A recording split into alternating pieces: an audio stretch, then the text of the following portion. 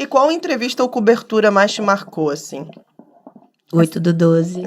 Foi Título do então pode Campeonato falar, Brasileiro. consegue falar um pouquinho mais no como é que foi, assim? Cara, então, eu tinha recém voltado da Libertadores, né? Porque foi uma semana antes, e aí me mandaram uma mensagem da Casé falando assim: então, a gente tá pensando em te mandar como repórter no domingo, você topa? Eu falei, Não, mas claro, não. querido.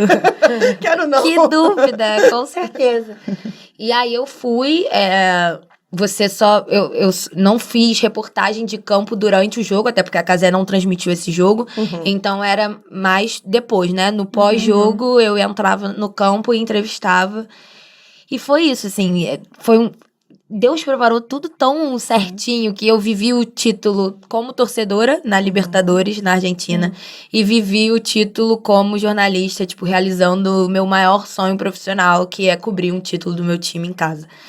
E aí, cara, é muito doido, assim, porque, como eu falei, como a Casella te permite você ser você ali, eu entrevistava os jogadores como jornalista, mas eu podia agradecer. Eu podia dizer pra eles como eu tava me sentindo, eu podia abraçar. Gente, eu entrevistei o Tiquinho. Depois do Tietê, é o Tiquinho na minha lista.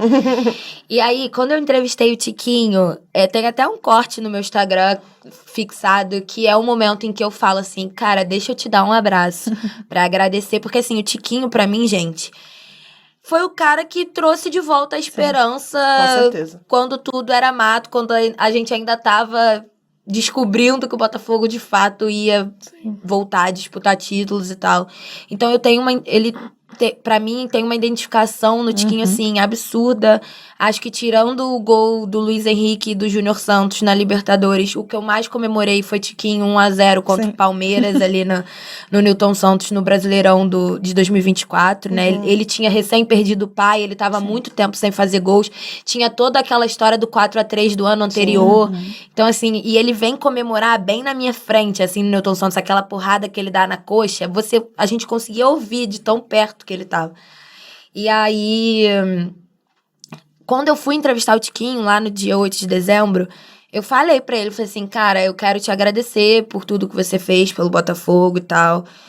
Eu sou botafoguense e, enfim, só não falei te amo, porque...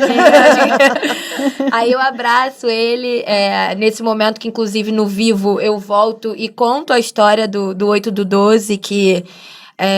eu falo, né, ali ao vivo, porque a gente tava ao vivo num programa da Casé, que era logo depois dos jogos da rodada. E aí eu conto que aquele dia seria aniversário do meu pai, acho que seria 60 anos dele. E aí eu tinha a tatuagem 8/12, que é só o 8/12, não tem nem ano, que é justamente pra, né, porque tem esses dois significados, que é da junção futebol e regatas, que é ali...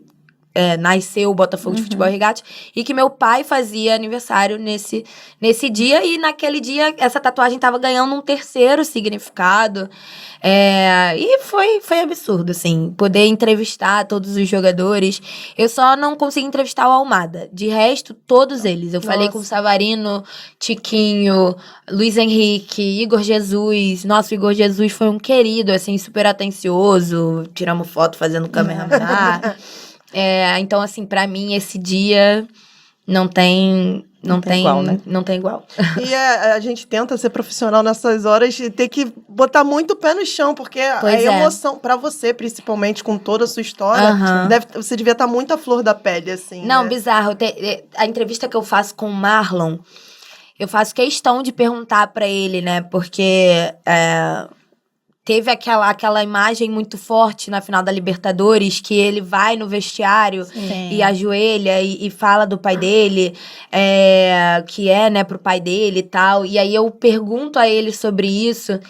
E aí a resposta que ele me dá, uma tia minha até me mandou uma mensagem depois, tipo assim, falando assim, ele nem imagina pra quem ele tá falando essas coisas. Porque a resposta que ele deu... poderia ser tranquilamente uma fala minha ou de qualquer pessoa que, enfim, tenha história com alguém relacionado, né, ao time e que não estava mais ali presente e que você lembra muito dessa pessoa e que o profissional, às vezes, nos tira muito esse momento, né? Por exemplo, quando eu estava cobrindo esse Brasileirão de 2022, que foi a primeira edição do feminino sub-20, eu tava lá na viagem e meu avô morreu enquanto eu tava lá. E aí eu tive que voltar e tal. E é isso, assim, quando a gente escolhe essa vida como profissão, claro que também tem o lado torcedora, eu viajo muito atrás do Botafogo e tal, eu gosto muito desse lado também, mas isso é uma opção, né? Sim. É uma escolha. Não que a profissão não seja, a minha profissão também foi uma escolha, mas depois que vira a sua profissão, vira meio que uma obrigação. Então, quando você escolhe isso, você vai abdicar de muitos momentos em família, com amigos e tal. E o Marlon fala isso na entrevista. E eu tô aqui entrevistando ele, e ele falando tudo aquilo, e eu, tipo assim, me segurando muito pra não chorar, sabe? Porque tudo que ele falou se encaixava perfeitamente. Você vai lembrando dos momentos, das coisas que você já teve de abdicar pra estar ali, pra ir atrás do seu sonho e tal. Então, assim, esse dia e essas entrevistas, e poder falar disso, poder estar num veículo onde eu poderia tranquilamente me emocionar e chorar ali na frente da câmera, se eu quisesse. Eu tinha espaço para falar dessa história do meu pai, por exemplo, então foi absurdo. E o Marlon, ele fala muito bem, né? Muito. Ele passa uma emoção na... Então, imagina pra você ter se segurado ali, deve ter sido muito impactante. E representa muita gente, né? Exatamente. Com certeza, vocês dois ali naquele momento, abraça muita gente, assim. E Deb, você contou pra gente algumas histórias muito emocionantes, mas você tem alguma história engraçada ou algum perrengue que você já tenha passado em alguma transmissão?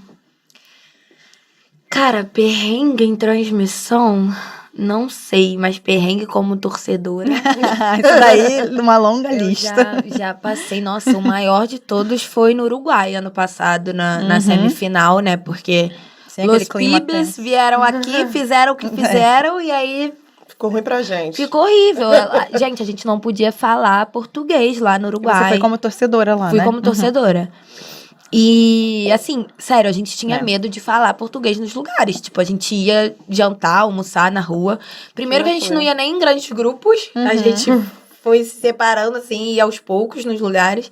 Bizarro, e né? quando a gente via alguém de camisa do Penharol na rua, a gente calava a boca, não falava nada. Tipo assim, talvez pra eles esteja na minha cara que eu sou brasileira. Mas eu tentava ficar de boca fechada e não falar nada, porque foi bem tenso, assim. E a ida E antes de eu chegar, muita gente... A gente tinha um grupo, né? De todos os botafoguenses que estavam lá justamente pra isso. Pra se comunicar, pra avisar onde estava perigoso, onde estava. Tinha gente que tinha apanhado no mercado. Tipo assim, sem vestir camisa de Botafogo nem nada. Só viam que você era Você poderia ser torcedor de qualquer time do Brasil. Tá passando a lua de mel lá. Nem gosta de futebol e tá lá apanhando por causa do Botafogo. E aí... A gente indo pro estádio, a gente passou um perrengue, assim, porque os policiais tiveram que fazer toda uma logística, a gente morrendo de medo, porque como aqui a fake news, né, que eles espalharam foi que foi injusto, que os policiais foram injustos com eles, não sei o quê, a gente tava com medo de lá os policiais, sei lá, fizeram uma emboscada e entregar a gente na mão deles, sabe? Mas era a única opção que a gente tinha, confiar. E aí a gente foi pro estádio com a escolta da polícia e tal. Mas, quando eles vinham, tacavam pedra. O meu ônibus foi acertado por pedra. Teve um ônibus que quebrou. Aí, a gente teve que botar, tipo, colchão, assim, casaco, etc., na janela. Foi um perrengaço, assim. Eu lembro que eu nem fazia stories. Eu lembro que quando eu cheguei lá, eu falei assim, gente...